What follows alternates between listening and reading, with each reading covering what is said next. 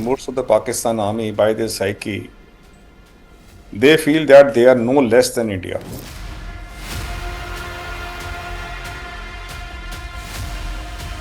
Where is Pakistan IS primary focus is? Where? It's internal politics.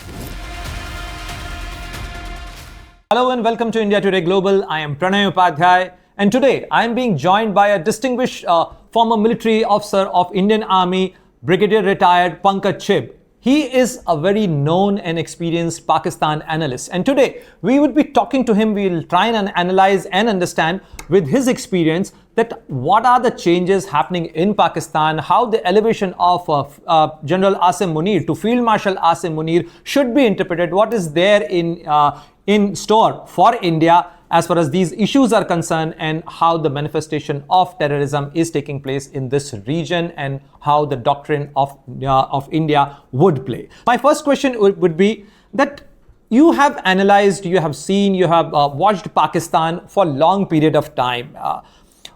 With your experience, how we should try and analyze the recent changes in Pakistan military, especially the elevation of General Asim Munir to Field Marshal Asim Munir, especially post Operation Sindoor and post the devastation which Indian armed forces have caused in Pakistan by hitting out at all the frontline, the air bases of Pakistan. Pakistanis, by their psyche, and most of the Pakistan army, by their psyche, they feel that they are no less than India. So much so, they feel that in this region, in the whole South Asian region, if there is any country which has stood against what they call Indian hegemony, it's only Pakistan. So first is that psyche, which is for all army officers in Pakistan, including Asim Munir. Now, to add to that now, is his very fundamentalist mindset. Very, very fundamentalist mindset. So much so, I was other day carrying out the analysis of all the names of the operations which Pakistan Army has carried out, right from Zarb-e-Mumin to Rahe-Haq, Rahe-Rast, and all those names. None of the Pakistani Army chief's name had ever given a name which was based on any Quranic verse. At the first time in the Pakistan Army history, I found that the name of the operation, naturally given by Munir only, was based on a Quranic verse. So two things now, as far as Munir is concerned now. First is that, of course, he is like any other Pakistani army officer who feels that they can stand against so-called Indian hegemony as per their perception. And second, of course, his fundamentalist mind, totally fundamentalist mind. Of course, third thing which I forgot to add was, he was a DGMI also and DG ISI also. Though DG ISI for a small time, for about 8 months, but still, he was DG ISI also. I think before this, Kayani was, if I remember, was the person who was the DG ISI who became a chief thereafter also. Intellectually, I was told a long time back, somebody told me, intellectually, guy is he's average. Like, maybe Kayani, I think Kayani was quite a thinking general. He used to speak very less. So three things, now we can say three things as far as the Munir is concerned. Now, and the way he speaks, his body language, he is the person who would like to, do anything now. So what I feel now. So before you further analyze it, I would like you to reflect upon that. Has he taken leaves from General Ziaul-Haq's book to amalgamate the military doctrine and the Islamic doctrines and create a safeguarding of his own position, consolidating his own position, because the Pakistan Army's perception has gone down in recent past? See, what happened about Zia-ul-Haq times, we read. I have read only. But during this time, I can feel. So there definitely, one cannot be so much close, making an assessment. Until unless, I would have remembered Zia-ul-Haq time. I was in that time, I could have remembered it. Anyhow, but what I feel when what I have read about Zia-ul-Haq times and now what I feel now about Munir time, I think Munir is ahead. He's more fundamentalist as far as the Zia-ul-Haq is concerned. So He's more he's fundamentalist. he's version 2.0 of Zia-ul-Haq. Many people say can that, say so. yeah. So many people analyze it that, like, he has taken leaves from the book of Zia-ul-Haq and as well as Parvez Musharraf as well. Like, he is he's not bent to orchestrate any coup, but rather he has engineered a situation in which he controls the power. What do you see, like, which way he is heading towards as far as controlling the Pakistan polity is concerned and Pakistan's power centers are concerned? Pranay, in any case, Pakistan Army has always been able to control the Pakistan's polity.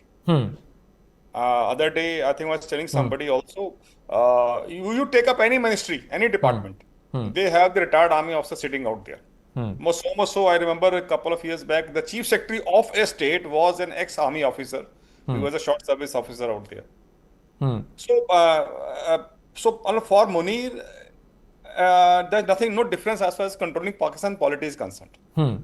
Yes, you can say, yes, his control has become a little bit more than what was earlier. That we can always take it. As far as the military coup is concerned, it is during Kayani time, these Pakistan Army realized one thing, that gone are the days that when they could do the coup and thereafter run the country without anybody asking for accountability and transparency. In today's world, they realized that it is always better to be actually having authority without responsibility. So I don't think so he will ever do a coup. He will ever do a coup. He will control the Pakistan polity, and especially today when the Pakistan polity is fractured, and and if you ask me, the PMLN actually today is very, very weak. Yes. And naturally, they have, and Munir will have an upper hand as far as Pakistan polity is concerned. So most of these political parties are actually the puppets, because now they have reduced political base, be it PMLN, be it PPP, or be it PTI. PTI is also, like, fractured now. Pakistan ISI, we keep on talking about. I was telling somebody, it's not a very good thing. We keep on talking about, Pakistan ISI focus. Where is Pakistan IS focus? Primary focus is? Where? It's internal politics. This is a very strange thing. Yeah. If you see the Pakistan Army organization, ISI's organization, the bulk of the resources are for internal. Okay, internal political management. Yes. That is their bulk of the resources. So if I ask you in terms of the numbers and the ISI's, like, organization structure, what makes you say that bulk of the resources are focused towards the management of internal polity? Pranay, I don't have the figures as of now. A ballpark figure, for our viewers to understand. Maybe what I remember vaguely I remember probably 40 to 50% of the Pakistan ISI's resources, whether it was for doing an analysis, or it was doing for the field job, they were for the internal politics. Internal politics. This itself is an important figure, even if it is a ballpark figure or a vague figure of 50%. But even the 50%, this is unique, because a military organization which should ideally should not have been doing anything with the domestic affairs. They have internal intelligence bureau. They have internal organizations, like the government organizations focused on the internal intelligence. But this is the ISI, whose task is something different, has to do with the military affairs. No. Yeah. You'll be surprised. They do have IB, understood. Yeah. Yes. But there is I think it was a Bravo wing, if I'm not wrong. The Bravo wing was basically for internal politics. Yes. So, and the balance of the, resources, you can say it were basically for Afghanistan, for India, for J&K. So what I'm trying to say is that Pakistan Army had realized that first they have to control the politics inside Pakistan. And then only thereafter they can, think about, doing any kind of operations towards Afghanistan or J&K or India, whatever it is. Let us move on to So we have understood the organization structure of Pakistan, but help us understand that after getting so much of beating on such evident and deeper strikes on Pakistani military bases, how can they celebrate, how can they project that they have won this conflict, and after having suffered so much of damage, how can they sell this notion of victory to Pakistani people and to international audience? So, firstly, the notion of victory, the word notion itself is, that is understanding. Yeah. Understanding victory. They have a full chapter on notion of victory they are teaching in their NDU. By the way, The National Defense University. Yeah, National Defense University. By the way, unlike in our country where we have higher command course separately being run and NDC being separately run, it was during Kayani's time, somewhere in 2008-9. They clubbed both the courses together. So they have two legs going out there. One leg is called the national security leg, and other one is called as the military strategy leg. Anyhow, now they issue very good material to study, and I remember of 2013-14 material I had read, because it is issued to all the foreign officers also who come there. So one can always get it from some foreign officer who has attended the course out there. So there was chapter number 7, I still remember. It was on notion of victory. Notion of victory was there. So certain things I want to tell you. Firstly, you should think about you should understand about the psychology. I remember I was referring to my notes also. He says in that chapter very clearly that his clear and decisive victory in case of India and Pakistan is not possible. Okay. Not possible.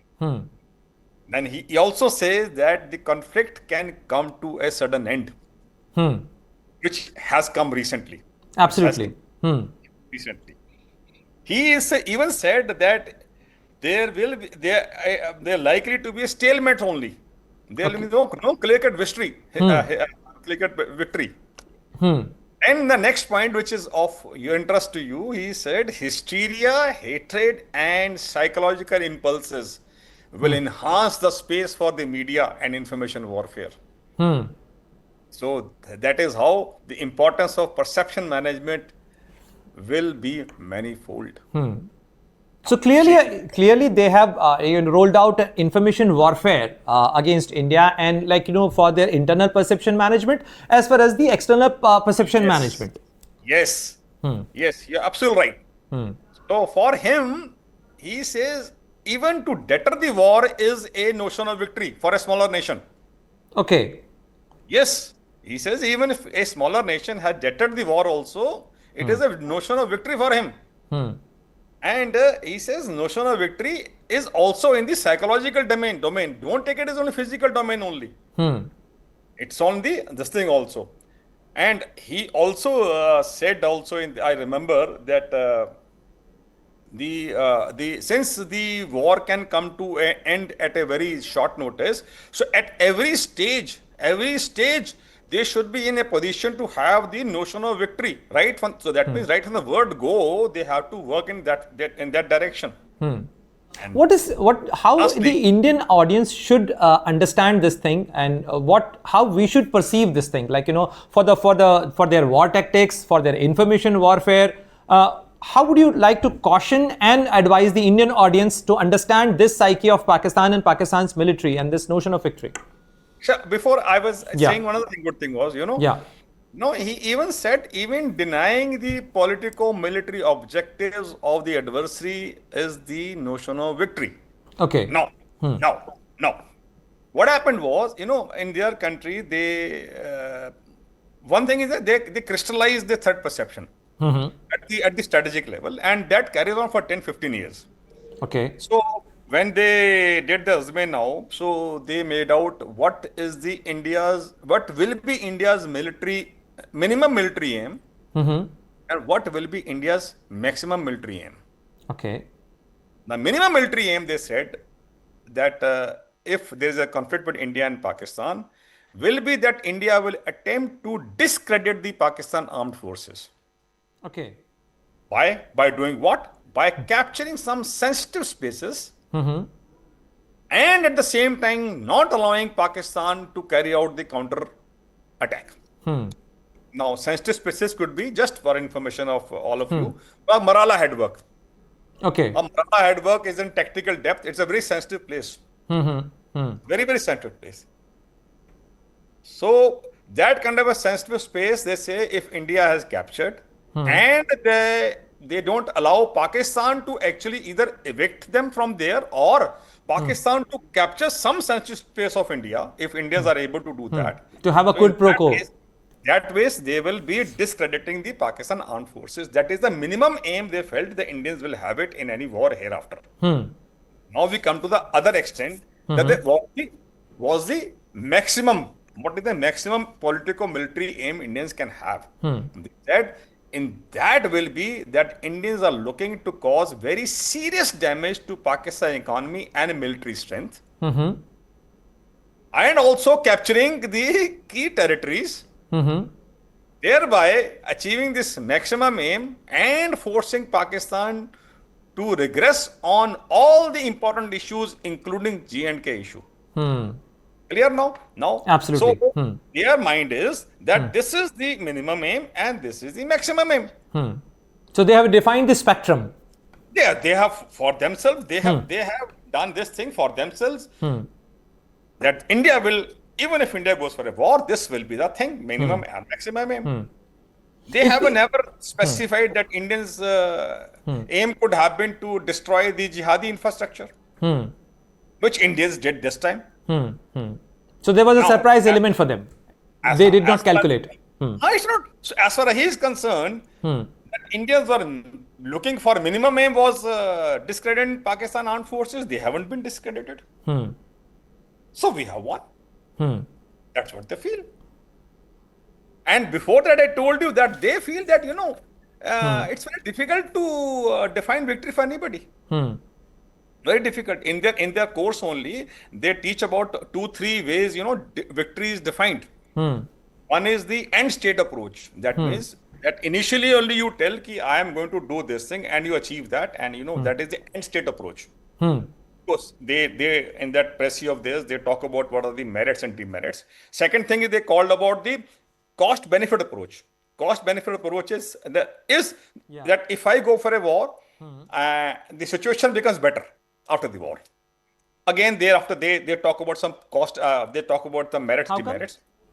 How come the situation becomes better if they go to war? Let's say Indians, like say in our context only, that we go to the war and thereafter we are able to destroy the Pakistani jihadi infrastructure. The situation becomes better for us, no? Yes, definitely for us, but certainly not for them. Not for them, but I'm just telling you, they're discoverable models. These different models. The third model he talk about subjectivity victory model, which is the notional victory approach. Okay. Of course.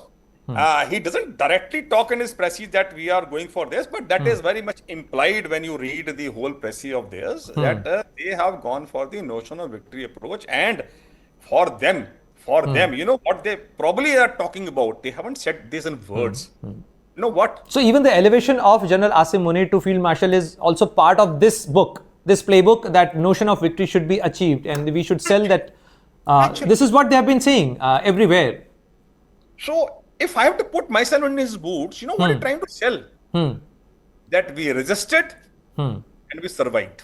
And that is our victory. That is our victory. That is what the psyche is. But now, like after having elevated himself, self-styled elevation, but how do you assess his role in escalating tensions through state-sponsored terrorism now? Because in any case, they might be selling this notion of victory by achieving the internationalization of Jammu Kashmir issue by this conflict, or by resisting India, or by so-called putting up a fight before India. However, they have taken the brunt as far as the Operation Sindhu strikes are concerned. But how do you think that the further trajectory will go for General Asim Munir and his tactics would play in terms of the state-sponsored terrorism? Because why I'm asking this question is that recently, yesterday, the pictures have come, the visuals have come, the speeches have come of the terror heads like, Talha Saeed, who's son of Hafiz Saeed, celebrating Yawm Takbir, which is the celebration of Pakistan's nuclear test. So clearly, there's no end to it, there's no curb on them, and they are roaming around freely. What I can make out, like what they have been doing in the past also, they will take some time to understand what are new doctrine which Honorable Prime Minister Modi has said. They will first try to see what this doctrine is and what are the loopholes in this doctrine. Probably that for the next terror incident, they might look for the places other than Jammu and Kashmir, having a touch of indigenous reasons. And now with the coming, they be getting very cozy with the Bangladesh also. And they might like to do something in the northeast. And then try to see the Indians, what can Indians do thereafter. So they'll try and test our patience again. Oh yes, yes, no doubt about it. So we have to understand this psyche. I know Pakistani army psyche is the Pakistani Punjabi psyche. Yes. And if you're able to understand a Punjabi psyche, you can understand the Pakistan army psyche. If you can break it down for our viewers' understanding on this point. Yeah. That what is the Punjabi psyche, and especially the Pakistani Punjabi psyche, which actually extrapolate on the larger Pakistan military psyche. Yesterday was Yawm Takbir, na? Yes. Yawm Takbir means honoring, date Yes. of honor, date they honor. We did 5 Yes. nuclear explosions. Yes, 1998. They did 6. Yes. That is the psyche. Okay. So it's like one more than you. Yes. That is the psyche. So this game of challenging, the might of India, the game of challenging, we are better than you, or we are at par with you, we are hyphenated with you. There is no lesser, might of Pakistan. And despite being smaller in size, smaller in numbers, smaller with resource, we can bring a parity in military terms with you. So this is how the Pakistani psyche works? Yes, it works that way only. It works that way. But giving the context of Pakistan's internal challenges, the Indus Water Treaty, India has decided to put Indus Water Treaty in abeyance. Pakistan's internal conflicts are rising up. Pakistan is already a water scarce country. Therefore, the challenges are further consolidating for Pakistan's polity, Pakistan's Pakistan's socio-economic structure, Pakistan's economy. Given the context of these challenges, how do you think that the Pakistan military would be able to keep Pakistan intact? We have seen the protest in Sindhu. There's a Sindh area. There are protests in Gilgit-Baltistan. There are protests even in POK area, and even in Balochistan is all set to declare itself free.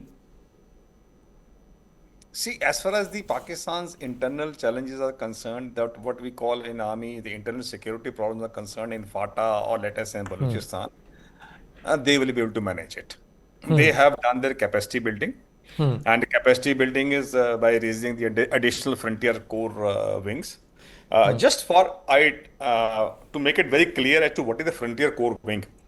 See, Britishers in those times, they had raised 2 forces for their 2 frontiers, Eastern Frontier and Western Frontier. Eastern Frontier, Assam Rifles. And Western Frontier was the Frontier Corps. Okay. People, they confuse about the Frontier Corps with Frontier Constabulary because the abbreviation for both is FCFC. FC, yes. It's a Frontier Corps. Frontier Corps, after 9/11, they have been firstly able to, at that time, I remember they had only 73 units. Wing. They have wing, they call it wing, but it's equivalent to unit only. Today they have 200 and 15, 16 almost. So they have enhanced this force by 3 times. Okay. Plus, yes, plus, not only this, they have been able to use the money. They were able to not use the money, firstly, extract the money from the Westerners, Americans, to build the capacity of this frontier corps. These frontier corps people are the people who are responsible for 2 things.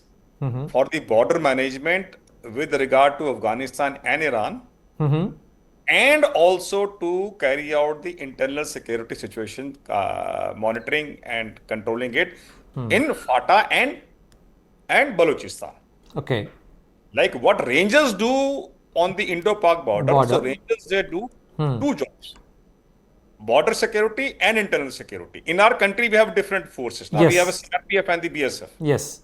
In their case, the same force is doing both the jobs. So we are talking about the frontier corps now.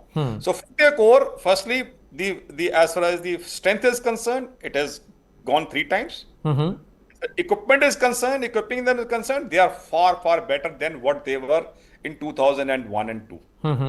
So to deal with in Balochistan and FATA, they will not have any issues. Okay. They will not have any issues. So military issues, they will not have any issues. The problem will be about the Indus Water Treaty. Yes. That is a thing which is going to hurt them like hell. Because as you said also, Pakistan is water deficient state. I remember to have been reading the document long time back. About, minimum it should be some 1,000 cubic something level should be there to be called as, okay. Yes, the per capita availability of water, which is like in India, if it is like 1,500 cubic meter, in Pakistan it is like less than 800 cubic meter. Yes, it was 900 something that time. Yes. I remember to have read in his document only. Yes. Now, this is something, I don't know how he is going to actually get out of this. This was definitely a master stroke, a real master stroke by Prime Minister Modi. And this I am not able to gauge, because it is not the military is going to come out of it. It has to be a whole nation approach. Of course, they will be fighting it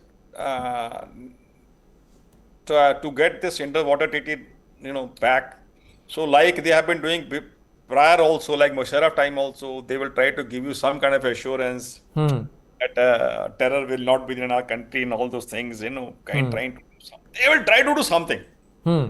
But they have to sell that facade that they are doing something. They will. Yeah.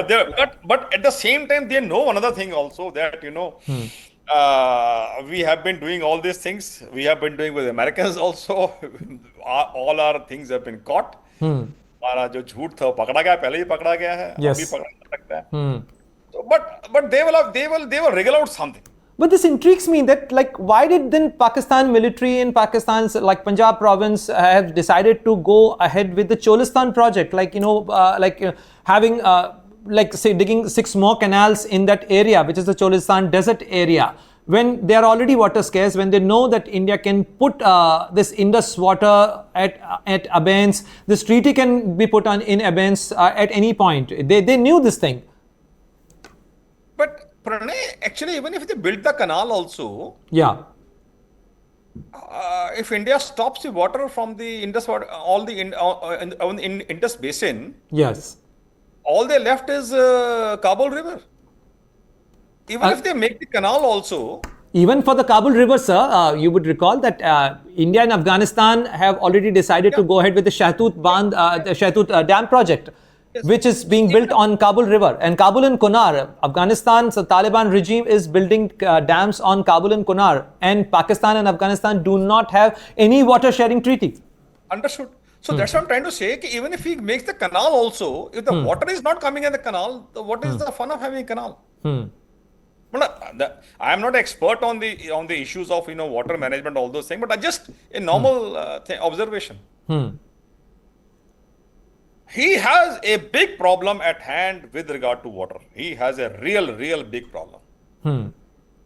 But still you think that General Asim Munir will continue with this hardliner policies, with radicalization and challenging India's authority and challenging India's might? You think? Till the time it start hurting him, actually, may. Because now they are just feeling, yes, it's going to hurt us. But what is the magnitude of getting hurt? That is not known to them. And they probably have something, okay, they will be able to get some kind of favorable decision from the World Bank, all those kind of things. There must be hope, na? The hope is always there, na? Yes. That how can Indians actually abrogate a treaty which was actually brokered by the World Bank? So legally, they must be thinking legally that we will be able to win it. So they must be thinking about the legal route and going to the international organization to get it resolved. They will definitely go for that.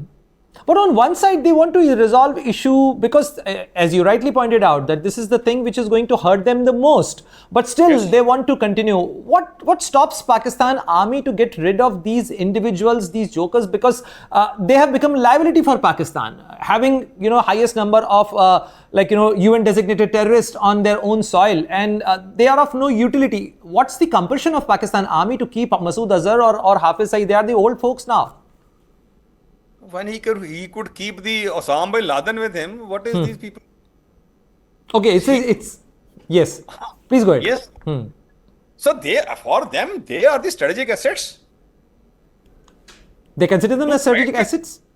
Actually, because to fight with India, he cannot fight conventionally. He knows it. So I always said, in the warfare, when we draw, there is spectrum warfare. So you have a sub-conventional part. Then you have conventional part, and then you have the nuclear part. Am I right? For long, sir, analysts like you have been saying that the sub-conventional route suits them. But this is after 1991, after 1999 Kargil war, this is for the first time we have this blown up conflict between India and Pakistan. So this conventional route hurts them. They have also accounted for their losses, which is quite evident with the satellite imagery. But so what actually is happening is that he tries to hurt us in the conventional. Since we as a good nation, we don't believe in paying him back in the conventional, sub-conventional part. So we go to conventional, and he tries to jump to nuclear part. So this is the escalatory matrix. Yes, because he knows that he is not good in conventional part. So moment Indians they come in conventional part, he try to jump to the nuclear part. And that's why Prime Minister said that we have called out their nuclear boogie. Yes. And I have reasons to believe that Indians were able to this time call his nuclear bluff. I have reasons to believe that. So what is happening is that for him, his strategic assets are the people in the sub-conventional domain. And that is he tried to place every time. This is the first time that he realized that Indians call his nuclear bluff also, but at the same times they kept the game in the conventional domain and gave him some beating there and was given to him. In the last, sir, I would also want you to reflect upon the Pahalgam terror attack because there are certain firsts in this terror attack, tourist civilians were not being targeted in such magnitude. The way they were targeted, the way they were killed, asking them the religion and making them distinction. So this scalability, this scale, do you think that it was a well orchestrated, engineered, with an active involvement of military in it, because did they also work out an extraction plan of those terrorists, do you think? Just very difficult to say that. Very difficult to say that. Because in 2611, now we know that Pakistan military was equally involved in that operation, and NIA charge sheet mentions the name of Major Iqbal and Sergeant Mir and other individuals. Just remind me, because you were talking about ISI. So in ISI, there is a one wing called S wing. Okay. That's called the Special Operation Wing. Special Operation Wing is the so any intelligence agency, they involve either in espionage or sabotage or subversion. Am I right? Yes. These three things. So I call sabotage and subversion as statecraft. Okay, it's a statecraft. Yes. And espionage is the normal thing. Normal thing. Espionage, I think everybody does it, and it is known fact. Yes. But what hurt anybody is sabotage and subversion, because and sabotage and subversion could be in a, could be in the digital domain also, in a physical domain also, and all that. So that is what is called a statecraft, and that is what the S wing in Pakistan's ISI is. So they had and they still have 3 detachments. Okay. One was called K-det, one was called L-det, and one was called P-det. K-det, Kilo- L-det, and Kilo Lima Papa. okay, and P-det. Okay. Kilo Lima Papa. You remember during 26/11, the name of K-det had come? Yes. Remember? Yes. I do not know whether the K stands for Karachi and L for Lahore and No. P for Peshawar. I just do not know. Hmm. So this K, that is the thing which is part of Pakistan's ISI ka S wing. Okay. That is a special Special operation wing. Yes. So now all these terrorist activities, are part of this S wing. Okay. Okay. When you see the ISI structure, the balance of the ISI is like, there's an analysis wing, so they carry out analysis. There is a information warfare wing, so they carry out information warfare. There's the administration also wing and all those things. The rogue element actually is this S wing. S wing. Yes. So the terrorists also are actually, all these terrorist activities are actually controlled by the S wing. Clear? Now, Yes. now, And which level officer heads this S wing? pardon? Which level officer heads this? All wings, there are wings, na? Okay. S wing. So all wings are headed by Major. Major generals. Okay. Yeah, they're all headed by Major. By the way, they don't have the word called ADG. Okay.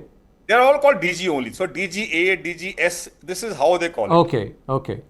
Even Major General is called DG only. DG. In fact, some of the people In our structure, like ADG is Major General rank. yeah, in our structure is that way. So more so, some of the ISI people, the code word is double I. Double I. Yeah, because ISI, I and end mein, shuru mein or I end mein, double I. Okay. Now what happens is that so you have a headquarter as ISI at at Abapara, Yes. Rawalpindi, Islamabad ke paas. Yes. Now then, they have the sectors. Okay. Sectors are there, and sector is in each province. Clear? Yes. Sector. So he has a Islamabad sector, Punjab wala sector, Sindh. So he is sector commander. Okay. The sector commander is the Brigadier Sahab. This is a Brigadier Sahab. Now under him are the subsectors. Under him are the subsectors.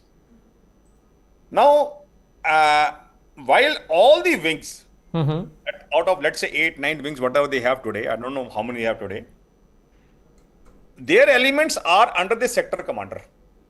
Okay. In all probability, I use the word in all probability, even the S wing elements are under him. Okay. ठीक है? वो जो launch commander से मिलना, उसको करना, वो सारे काम ये एस विंग वाले करते हैं.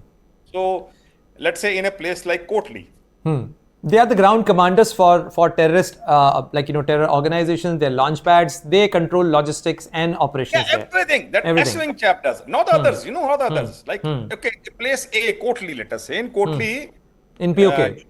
you might have a detachment of ISI for doing normal espionage located at a place in Kotli, and a detachment of the S wing in the Kotli.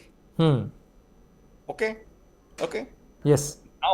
Now, coming back at Pahalgam, whether those people who carried out this kind of a heinous act, whether they did on their own or they were the orders through the S wing, nobody can say. Nobody can say. They always keep this gray area because they are so intertwined. They're working in so close conjunction that they are almost like inseparable. Yeah, you cannot make it out. It's very, until unless you are able to catch what we catch this guy. What was his name? Ajmal Kasab. Kasab. Yes. Until able to catch Kasab, and thereafter we are able to. It's very, very difficult. Very, very difficult. Even if you get an intercept, also you're difficult to thereafter prove also. Yes. Thank you very much, sir. Thank you very much for your time and helping our viewers to understand the structure, the contours, and the trajectory of Pakistan military, and especially the mindset of General and now Field Marshal Asim Munir. Thank you very much. Pleasure is mine. Thanks.